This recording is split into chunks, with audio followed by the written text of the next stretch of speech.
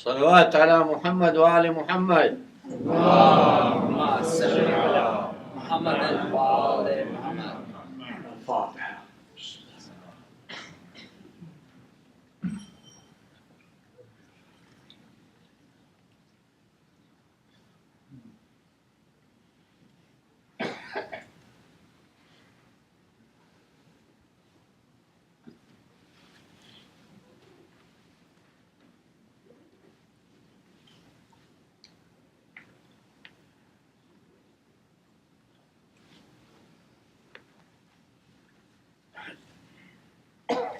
بسم الله الرحمن الرحيم.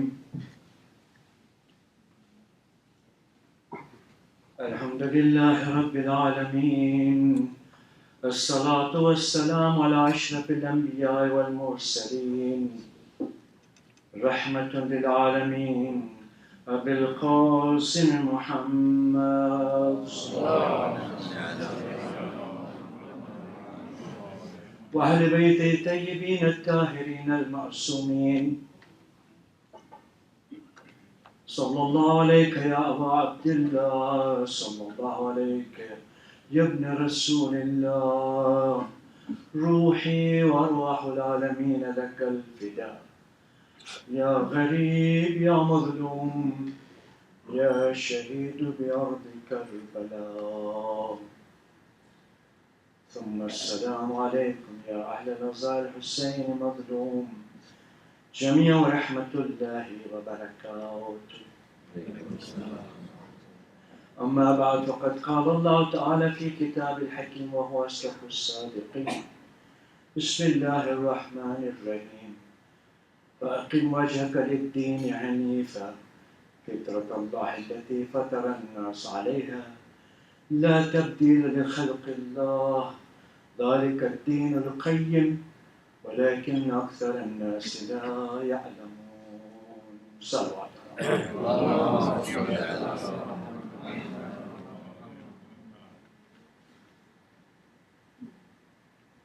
We have begun our lecture series by recitation of this particular verse of Surah Al-Rum.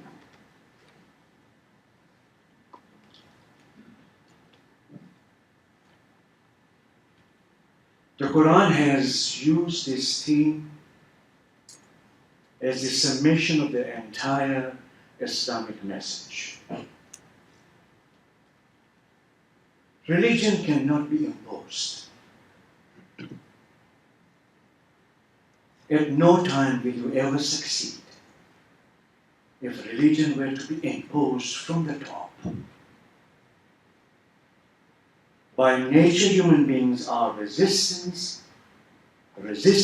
to something that is imposed from outside. By nature. There's a natural tendency to question what is being imposed from outside. It could be an ideology, it could be a matter of faith, it could be a ritual. And if you and I don't ask about why should I do it, then we are missing an opportunity to engage our tradition.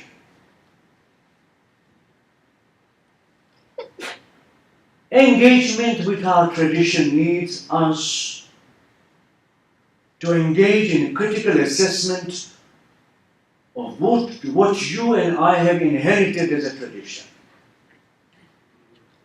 Majority of the times, human societies do not question inherited traditions. Majority of the times. The Quran talks about it as sunnati abaina. This is the sunnah, this is the tradition of our ancestors. So we accept them, and without questioning them, we follow them. Because we have seen some wisdom in following the sunnah as it has been handed down.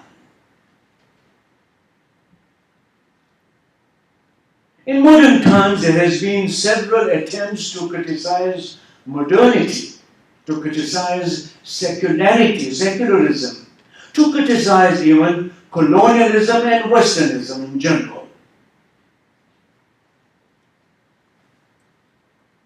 Criticisms can be taken into account in order to understand what we are doing, which is the right and a constructive way to criticize. But what I'm engaged in is فَأَقِمْ وَجْهَكَ لِلدِّينِ حَنِيفًا. I'm in search of i'tidal. I'm in search of moderation. Hanif is, by the way, Hanafa in Arabic means to walk with your 2 feet in such a way that you maintain a balance and you don't fall. That's the meaning in Arabic. Hanafa is to walk with 2 feet in such a way that you maintain the balance and you don't fall. Deen al-Hanif is certainly a religion that you want to follow by maintaining equilibrium, by maintaining i'tidal. Any form of extremism is disapproved. We have, for example, in Islamic history, ghulat. They were known as ghali, those who attributed divinity to the Imams. We still have those, by the way. I don't want to mention names, but we still have groups of the people who attribute divinity to human beings. Our scholars, in the right sense, like Sheikh Saduq, Sheikh Mufid, they saw this as extremism. To say that Imams don't have shadow, to say that Imams are like God, or like, the Jews say that Allah subhanahu wa ta'ala ma'azallah became Ali ibn Abi Talib, so Ali ibn Abi Talib is the divine God. This is what we call the ghulat, extremism, and our scholars took a lot of pain to reject it. They said this is not right. Imams, prophets, they are human beings. They are perfect beings. See their perfection without attributing them divinity. To say that they know something more than you and I know, or they know something more than or equal to what God knows, is a form of extremism. Deen al-Hanif is to sit in constructive criticism of our own heritage. And we have tried to do it. In the last 20 years, books have been written in Arabic and Persian criticizing the modern age, modernity, secularism, and there's all kinds of criticism that are leveled against any ideology that is distant from Islam. There's no problem with it. I think it's also time to engage in criticism of religion itself. Because you and I want to believe in something that you and I can claim for aqim mashka lidini hanifa.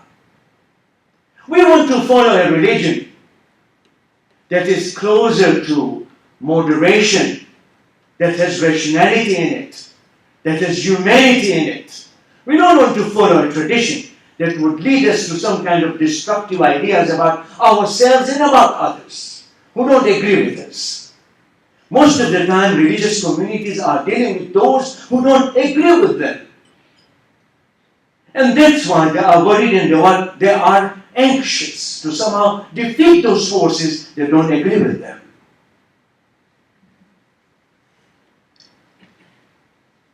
But I'm engaged in critical suspicion. We want to find out if there is anything that you and I believe in that needs to be critically assessed for its application. Because I mentioned yesterday that there has to be correlation between idea and practice. If what you believe does not translate into application, then there's a problem. Then there is a problem. If you believe that moderation is part of the religious obligation that Allah subhanahu wa ta'ala has mentioned in this ayah in particular, فَأَقِمْ وَجْهَكَ لِلدِّينِ حَنِيفًا, Not only that, Allah subhanahu wa ta'ala is saying that فِطْرَةَ اللَّهِ الَّتِي فَطَرَ النَّاسَ عَلَيْهَا. You will explore yourself. You will go through your own introspection in order to understand in what fitra God has created me. What is the nature of my existence? How am I different than the animal world? How am I different than the plant world? How am I different than other beings who have been created?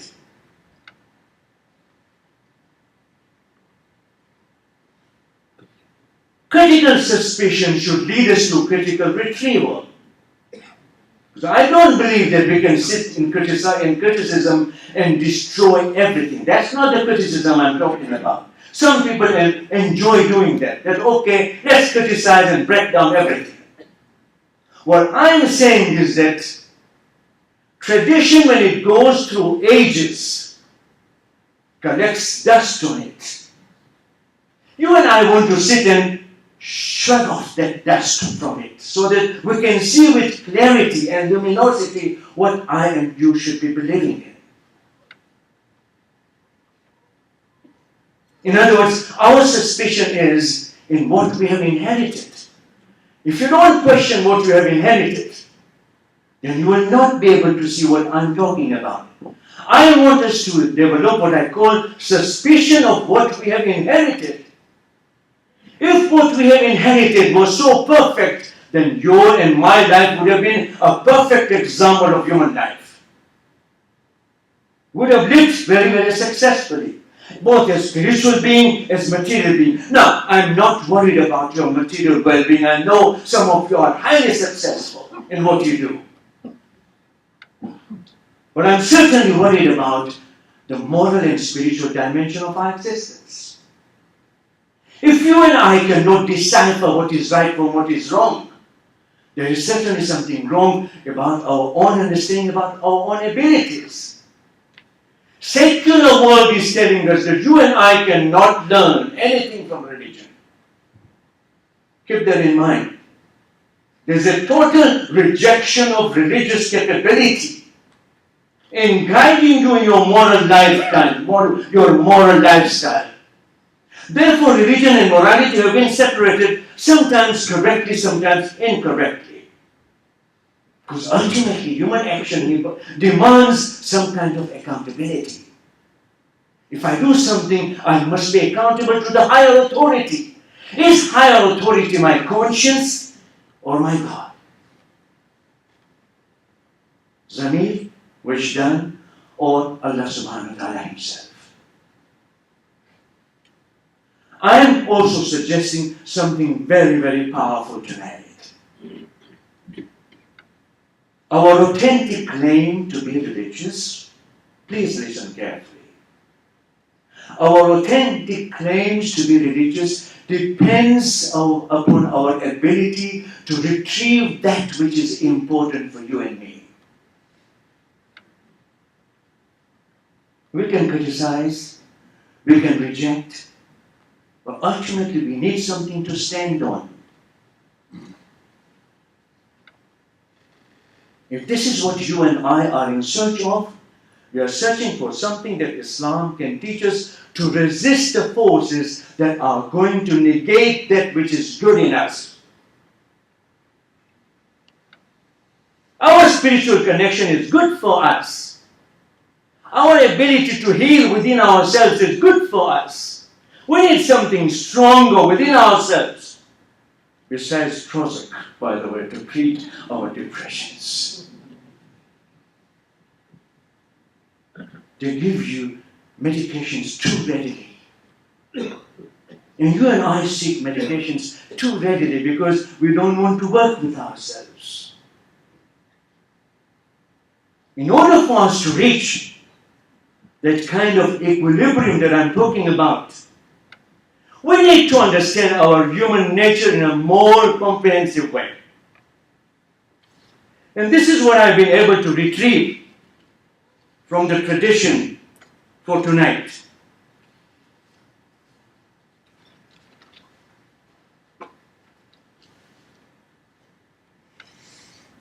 We are in search of understanding human nature. فِطْرَةَ اللَّهِ الَّتِي فَطَرَ النَّاسَ عَلَيْهَا. Allah has created it on such a nature that you and I need to explore it. There are two fundamental differences between human beings and other creatures. Two fundamental differences. When we were created, you and I were created with maqadir. Don't mix it up with taqdir.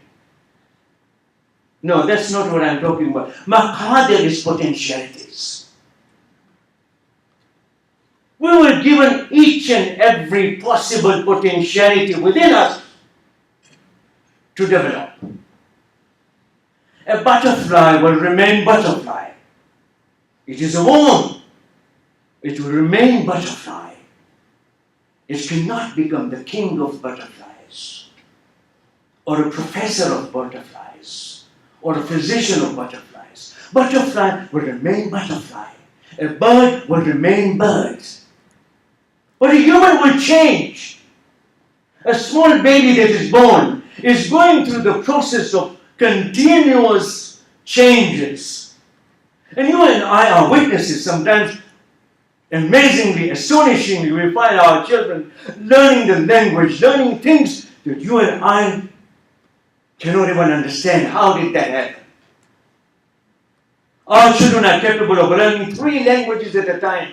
You and I grew up, maybe we did not use that capacity, that potentiality. Maqadir then are the possibilities with which you and I have been created in totality. Our existence then is a totalism of all the sifat ilahi. Allah subhanahu wa ta'ala is mentioned in the Quran with the 99 beautiful names. We ascribe Allah subhanahu wa ta'ala with those names. We say Ar-Rahim. We say Ar-Rahman. We say Kareem. We use all these names to describe Allah subhanahu wa ta'ala's attributes.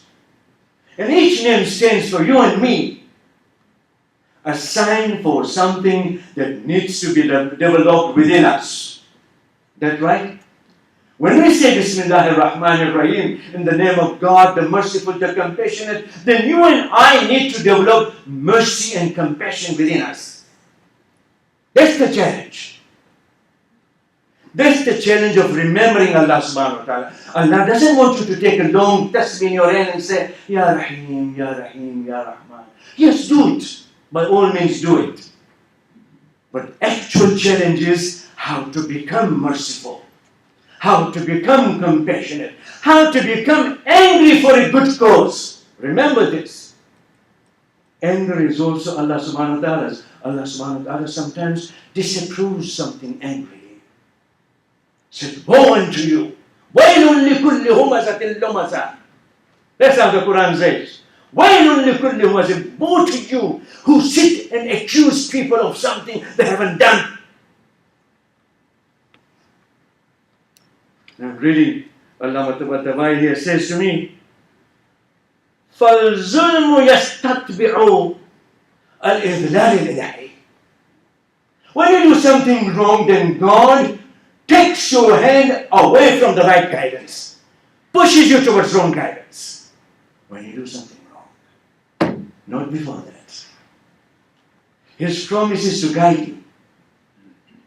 God will guide you. فِطْرَةَ اللَّهِ الَّتِي فَطَرَ النَّاسَ عَلَيْهَا. Allah has created us in His own nature. Allah's nature is not misguided. Allah's nature is luminous. It's clear. It is capable of seeing things far ahead. It has insight in it. You and I have been the total creation of Allah subhanahu wa ta'ala. You and I, we are alam al-ashar. The universe is alam al-akbar or alam al-kabir. You and I are small world. We are known in English microcosmic. Everything else is macrocosmic. There's cosmos. You and I, we have everything that the nature has. We have softness, we have hardness, we have humidity, we have dryness. See how the weathers affect us? When if it is too humid, you don't feel good. If it's too dry, you don't feel good. In other words, we are created in such a way that everything in us is a reflection of the entire creation that God has created. We have everything that God has created in the universe. All the possibilities, all the potentialities. In other words, everything is a mirror in us. Like Rumi says, "Aine bardar sifat ilahi." We are the mirror bearers of God's attributes. You see kindness in a mother who is willing to go hungry and feed the child. Mother will lose her sleep and take care of the baby. Mother will carry the baby for 9 months. And Allah subhanahu wa ta'ala will say, she carries a lot of burden. وَبِالْوَالِدَيْنِ إِحْسَانًا فَأُمُّهُ وَضَعَتْهُ كُرْحًا. The mother, she carries the baby with so much difficulties. حَمْلُهُ وَفِصَالُهُ 40 سَنَةً. You are talking about, the ability of a mother. But who does mother reflect? They asked the Prophet ﷺ, where do we see Allah's reflection in the creation? And the Prophet ﷺ said, وَقَالَ, you will see the reflection of the wine on the face of the woman. Salawat ala Muhammad wa ala Muhammad. Your salawat indicates to me that the point is not clear to you.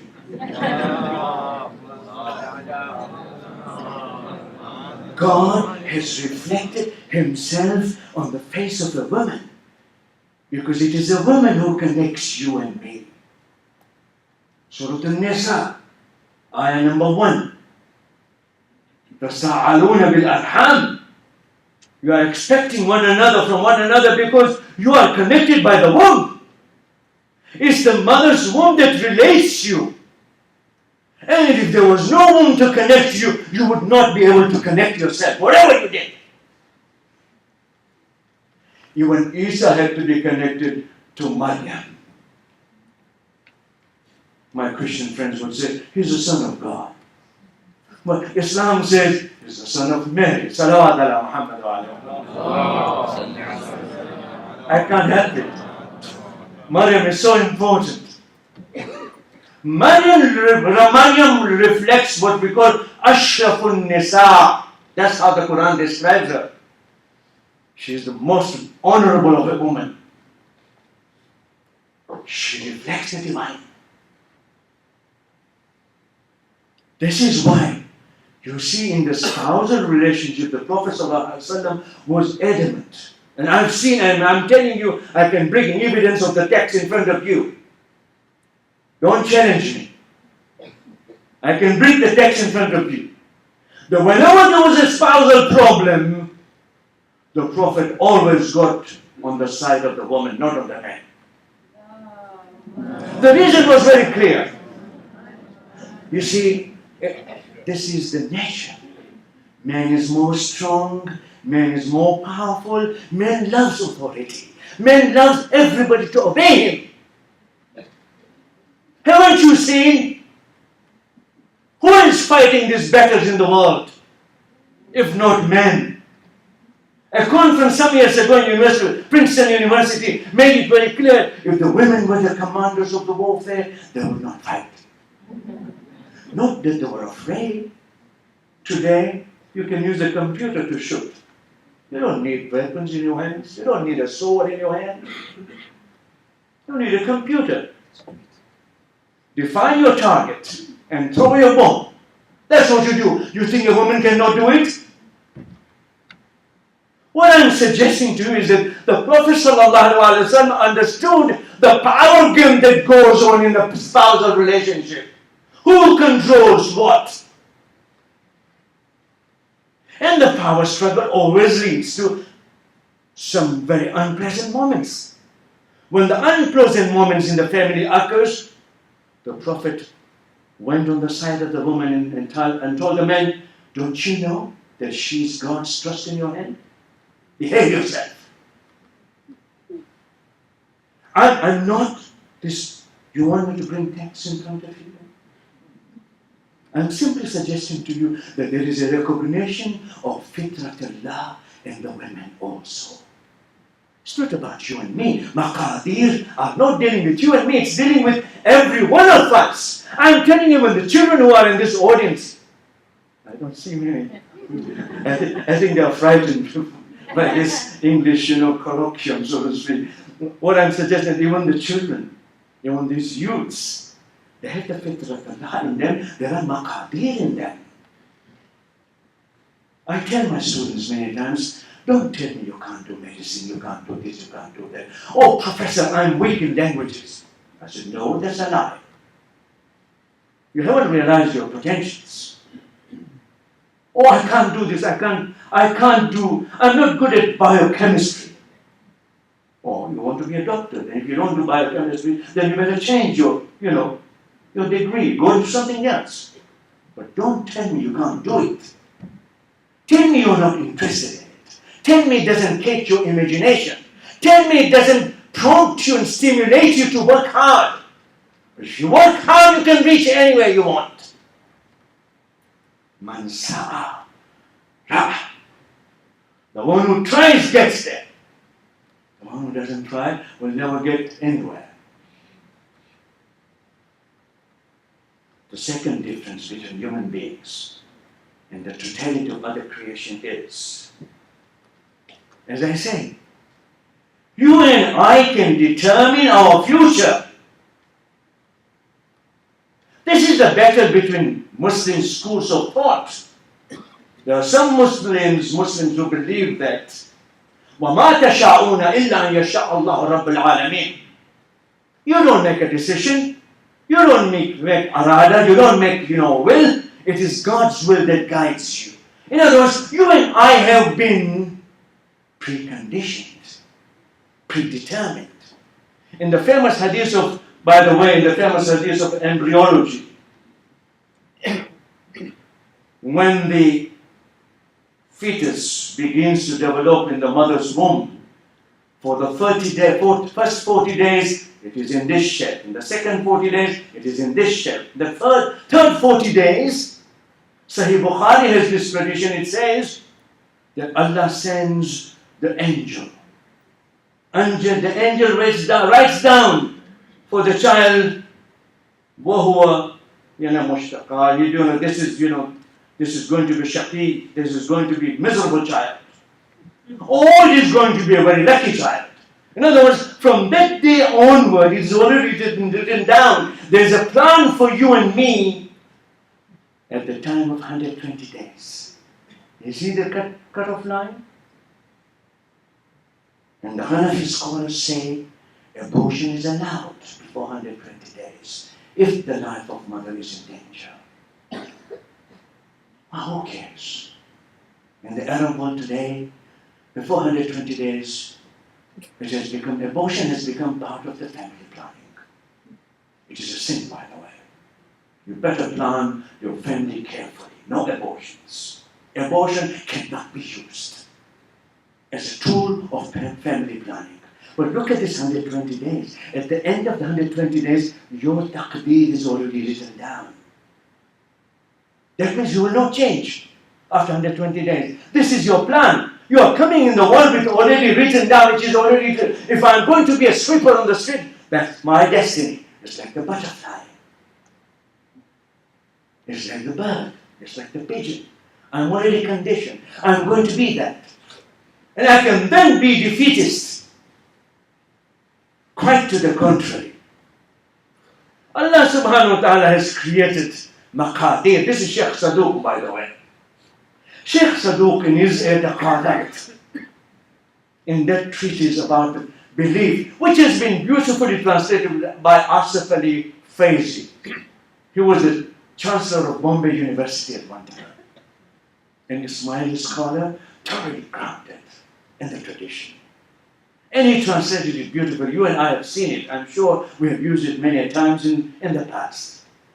Then he says that unlike our fellow Muslims, we do not believe that everything has been written down.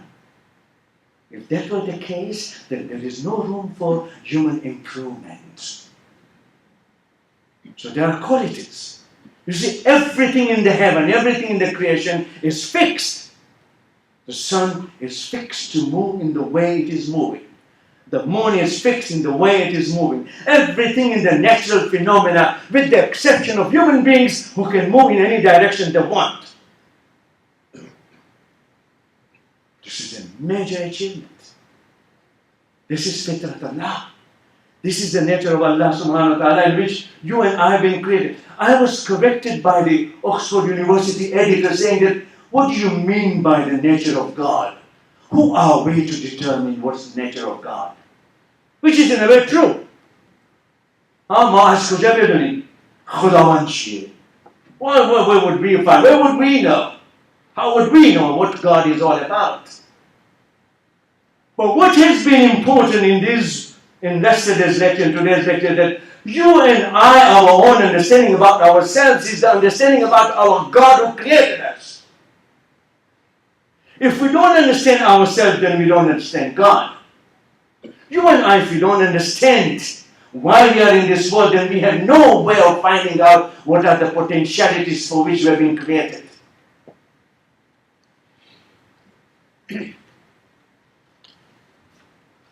There's a beautiful tradition, and it is known as Hadith Qudsi. Now, when I read this for my Christian and Jewish students and my atheist students, they say that God has a big ego. Yes, God has a big ego.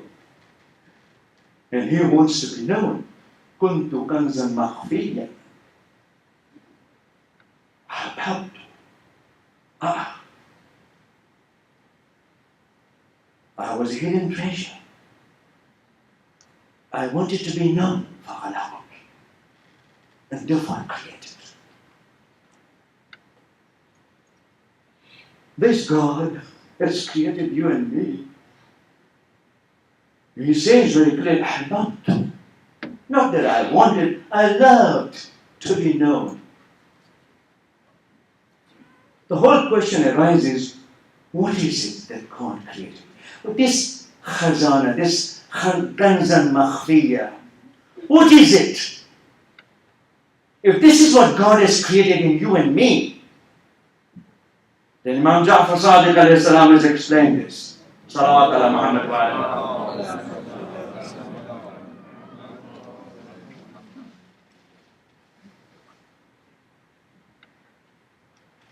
In the hidden box of Allah subhanahu wa ta'ala, in the hidden box, there are jewels of different colors. There are rubies, diamonds, emeralds, you can imagine anything you want.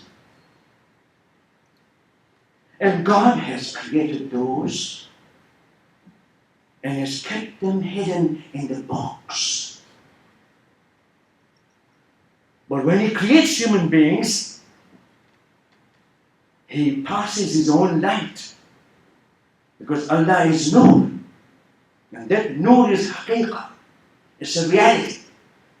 He lets that light go through the gems, through the jewels. Have you seen that Notre Dame in Paris? The way when the sun shines from outside and there's this glass window, painted window, so to speak, and all different colors come through, that those different lighted glasses, pieces of glasses, by the way, is so beautifully made. And there are different reflections of different colors in the hallway. Allah subhanahu wa ta'ala is doing the same thing for you and me. He has created us and He has given us ability to acquire those jewels and gems. How? He has made the light, His own light, shine through those jewels which are now visible in you and me and Ahlul Bayt and everybody else. Because Allah subhanahu wa ta'ala says that you are my reflection. You all of human beings, you are reflecting my creation. You are the miracle of my creation. I'm taking pride on you. Even when the angels are saying that you are creating human beings, they are troublemakers. They are going to create problems for you. Yes, people, they are going to, shed blood on earth. They will be fighting. You and I know very well what human beings have done. Now we blame religion. Every now and then, religion made us fight. Come on, wait a minute. You were also involved in fighting. You didn't like so-and-so, and you took religion in your hand and said, I'm killing him in the name of religion. You didn't like that man. Right? Many people are doing that. Use religion to kill and get rid of people. Religion is not come to divide. Rumi tells Nabi Musa to barai vaisla already, na barai fast. Oh Moses, you haven't come to make people fight. That's not your job. Don't create problems between human communities. You've come to connect their hearts. Barai vaisla already, na barai fast. You've come to unite them, not to make them fight and kill one another. The Jews and the Muslims need to hear this from Rumi. Especially in Palestine, they need to hear this. That it is not ultimately good to engage in endless violence because it doesn't solve any problem. Killing leads to further killing. Violence leads to further violence. It never helps. You see the cycle of violence going on in the region? Look at Syria, what is happening in Syria. You and I wonder, why are they not solving their problems peacefully? Why do you give them arms to fight one another? There are egos involved. There are leadership questions involved. Ultimately, I want to assure you something.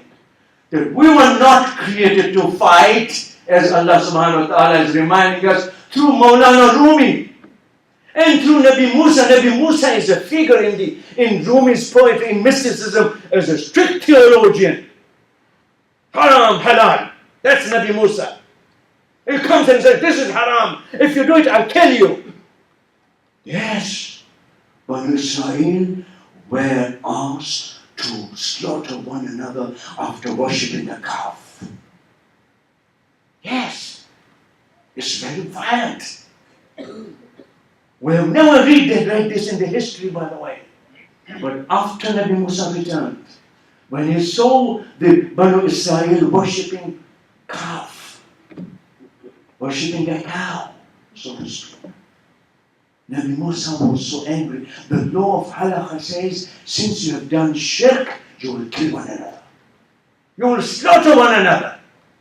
This is Nabi Musa's picture in Maulana Rumi's Masnavi. Therefore he's reminding, Rumi is telling Nabi Musa, come, understand your goal. You have come to unite people. You have come to bring people together. You haven't come to make them fight and hate one another. That's not your job as a prophet. Now let me be very clear here. That there's a criticism of our Prophet sallallahu alaihi wasallam in the history books. You must learn to understand and respond to this criticism in a very positive way. Christian scholars have correctly pointed out that the prophethood of Muhammad can be described as the prophethood of an armed prophet. Because he carried arms. He fought. You remember how many battles he fought in the 11 years after Hijrah? 24 battles. In some battles he was himself there. And even when he deputized, when he sent Osama, the son of, Harisa, when he sent Osama bin Zayd, he wasn't there, he was sick at that time. But remember this. It's a very important observation in the history. It is extremely important for you and me to be suspicious about this criticism. And I don't mean to suspect our Christian friends. I don't mean to say that. I mean to say when you read the sources, don't say these things haven't happened. Come to terms with it, try to understand it. Why did they happen? If you cannot answer, then you have failed in your own religion, by the way. I can support my Prophet ﷺ by saying very clearly that Islam presented a moral challenge. You want to hear this? That you will always stand for truth and justice. And you will never sacrifice truth and justice. Whenever truth and justice are in danger, then you will take upon yourself to defend your faith. Are you with me? Once you know the truth, you have an obligation to follow it. Once you know injustice is being done, then you can't play politics there. No, you can't do that. It's not allowed. The humanitarian understanding is that Imam Husayn is saying that if you give your promise even to a non-Muslim, you must keep it. What are you talking about, non-Muslim, who can be killed any time without impunity? Know that you are questionable, you are answerable. Don't take God's law in your hand and do injustice to the people. You are not God. Just as you have no right to deprive anybody to have God's mercy, you have no right to deprive anybody to have forgiveness. But if injustices happen, are you going to keep quiet? Then you are part of the unjust people. Yes, remember this. The moment you give up your obligation of standing by justice, adalat khahi, as we say it, you are going to stand for justice when injustices happen, and if you don't open your mouth, then you are also with them, with the zalimin.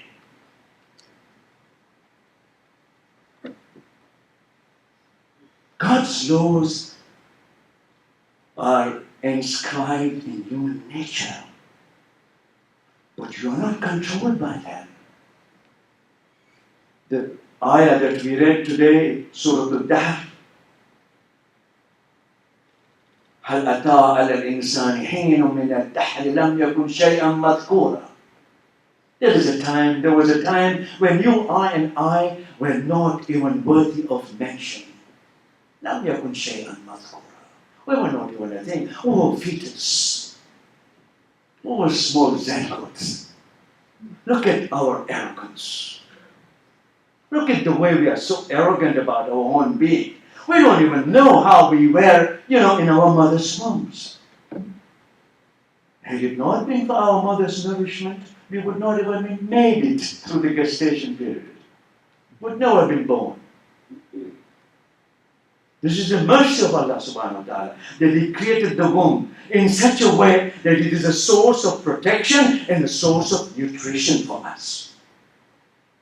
Our mothers go hungry, but they feed us in the womb through anything that is God providing. The first thing that happens to the mother when she brings the child in the world, God provides food ready for the child. Can you imagine the way God has planned? And you and I are so arrogant. We control everything. We control our body. We control our organs. We control everything. We make decisions about ourselves. Where will we be buried? We should be cremated. Now there's a lot of talk about being cremated in the society, in our own society, by the way. And Allah says, I created you in my own form. How will you destroy my form? We are so arrogant. We think we are so smart. As modern people, we don't have to respect anything. Nothing is sacred, not even our body is sacred. What I'm suggesting to you is that the Prophet who is armed, the Prophet takes the arms because there is a moral challenge to protect those who are unprotected, to care for those who are not cared for, to help those who are not helped. I'm telling you, if the Prophet was here alive today, and over there he would have taken part in those battles when the wrongs were committed against people by those with arms and armaments. American helicopters go and kill people. All these flights, unmanned aircrafts, they go and kill civilians, and there is no accountability in the international law. What is this international law about? What kind of law are you and me following? International law said, no, you have no accountability. Civilians were killed in northern Pakistan. Civilians are being killed in Afghanistan. A whole, wedding party is killed, and there's no accountability. My goodness, what kind of superpower is this? We thought superpower was superpower because it was a moral superpower. My answer to my Christian critiques is that my Prophet would not have taken arms. He did not take arms until it was necessary to take it. Open the history and read it, by the way. Yes. This was qital, not jihad. He took the arms in order to protect his boundaries. Protection of your own boundaries is obligation on you. Somebody attacks your home and the sanctity of your home, you can't be indifferent, by the way. You can't remain indifferent. You are supposed to take care of the owner of the house. Nobody can touch your home.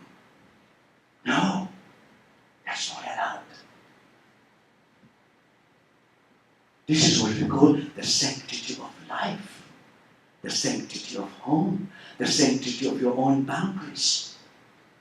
You and I need to retrieve this critically so that we can respond to ourselves, because our knowledge about the self is included in it.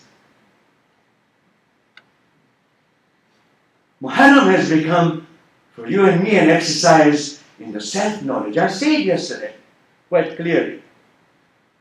Rituals are performed for autobiographical necessities. I want to understand myself, I want to understand, and I want to write about myself. What am I doing in this world? What am I supposed to do?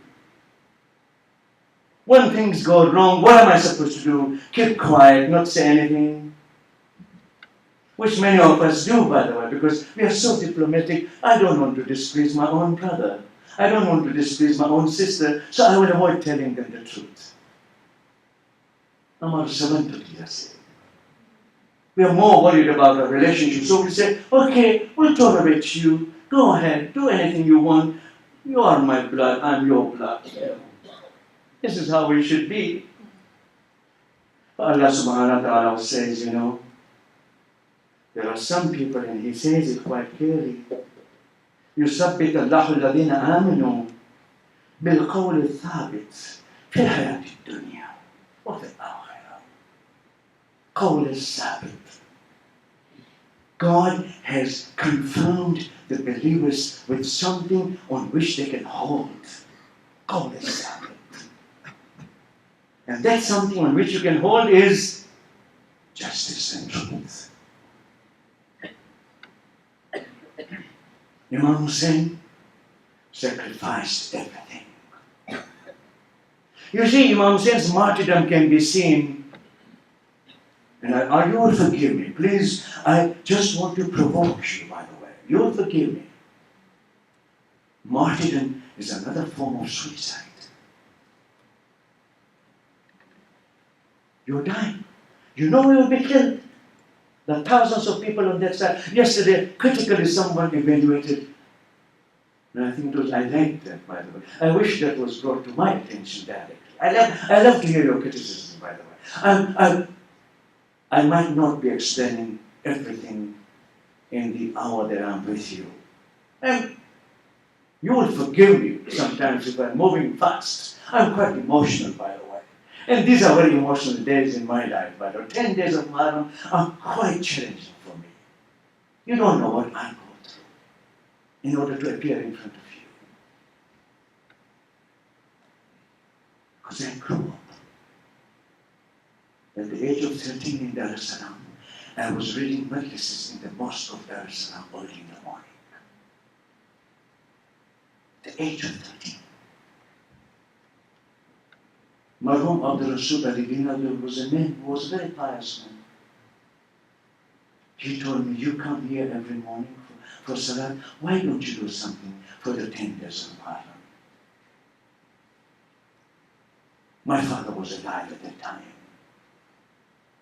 So I went to my father and said, he is telling me to read majlis in the morning. I was 13, 12, 13. My father said, take this book, Shahadatul Awliya.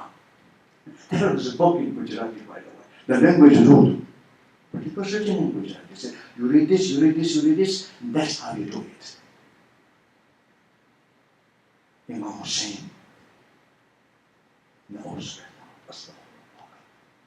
Chosen for his work. I'm not fit. I will never claim that. Please remember to pray for me. If you like something I'm saying, then you pray for me. Because I have gone through transformation myself. You think I can teach in the University of Virginia? Coming from a poor household, where our mothers didn't have enough food to feed us after my father said. Is it possible? In Dar es Salaam, other places, only rich guys went for further education, not the poor guys. I ended up going to India because I had a 200 rupee scholarship. You see, when you go through affliction, when you go through this training that is given to you, there has to be a purpose for it. You can't just do it on your own. If you are a physician, you are chosen to do that because your hands are miraculous in healing people. If you are a teacher, then you are a great communicator. You can make an influence on your disciples, on your students.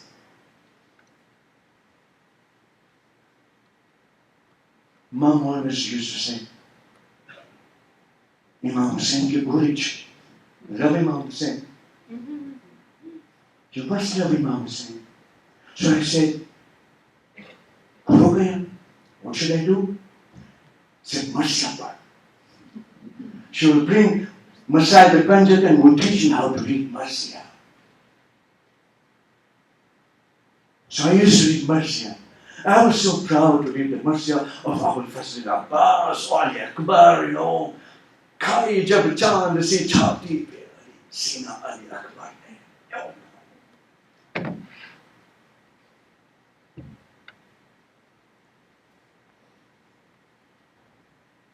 I don't sit in front of you to make money. You know that. You know. Imam Husayn has given me lots and lots of money. Believe it or not. I don't even deserve to be helped. So I come with a mission. When the phone comes from Mamdani, when invitation comes, I think I'm challenged.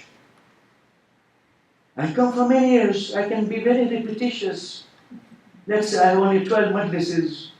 So if I recited some 3 years ago, then I can do the same thing this year, right? 12 majlises. Record it. Let it move. Some people do it. But I am a teacher. I don't teach the same course same way every year when I teach it. I have heard my own lectures and I hear it. No, that's not the way you said it last year. This is the barakah of Hazrat Fatima salamullahi alayha.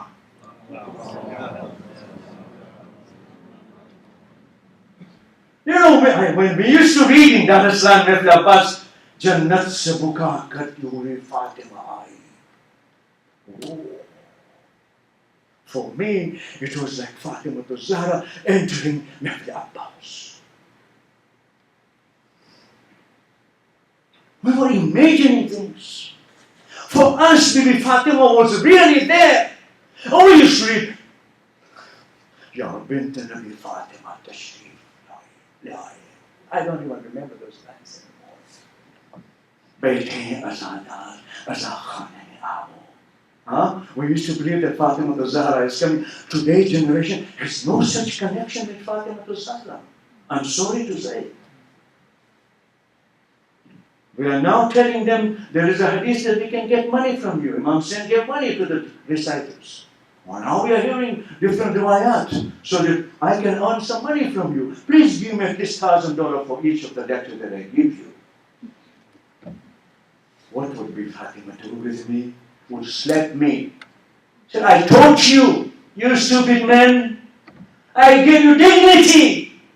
Everybody wanted to reject you. I kept you there for my work. You are going to abandon me and take money for the services you are performing.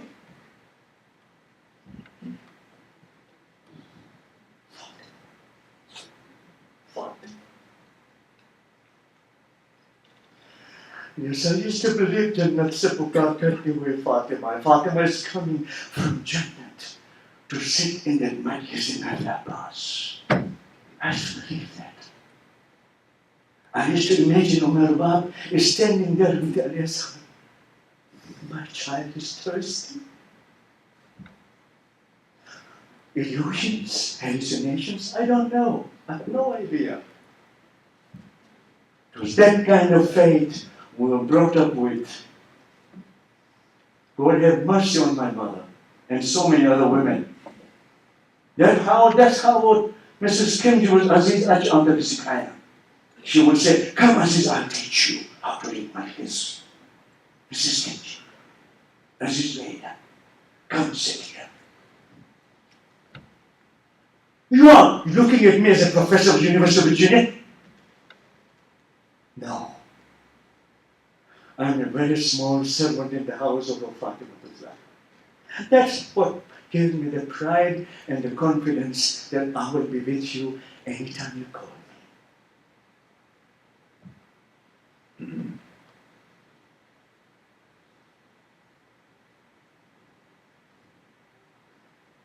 They came to Karbala. Zainab is asking, where are we now? She opened this small curtain in the mahmal and she's looking around. She sees the desert of Karbala. You know, women are extremely sensitive. You leave your home, you're coming to a wilderness, there's no support, nothing is there. And Zainab is standing there, looking at the wilderness. Brother, where are we? Sister, we are in Karbala. This is the promised land. This is the place where I'm supposed to be here. I've come here. And Zainab is there, you know, trying to read Imam Husayn. She is very close as a sister to the brother, by the way. There's only 2 years difference between them. Imam Husayn is 57 years old. In Karbala, Zainab is 55 years old. The brother and sister are very close, bound together. And she says, this is she's looking around. She's the inspector for Imam Husayn alayhi salam. The sister is inspector. She's looking around. Where can she feel secure? Security is a big issue for women, by the way, because they're very insecure in the world. Even today's world, they're very insecure. They're living in the world of the man. How many do you hear? How many cases do you hear? When women's life is in danger, women's honor is in danger, women's dignity is in danger. Even in this modern life, in modern country, women have no safety anywhere if they are alone. In the places like university, they have to have an escort after 9 o'clock at night to move around. Because they won't be attacked by men. You think because Zainab had no sense of insecurity? In Karbala, yes, there was a lot of worries on the mind of Zainab. Then I'm in this place. What kind of place is this? There is no greenery, there is nothing. And then the struggle begins. They want to set up their tents near the water. And Hur says, no, you will not do that. The instructions came, don't allow them to have their tents close to the water.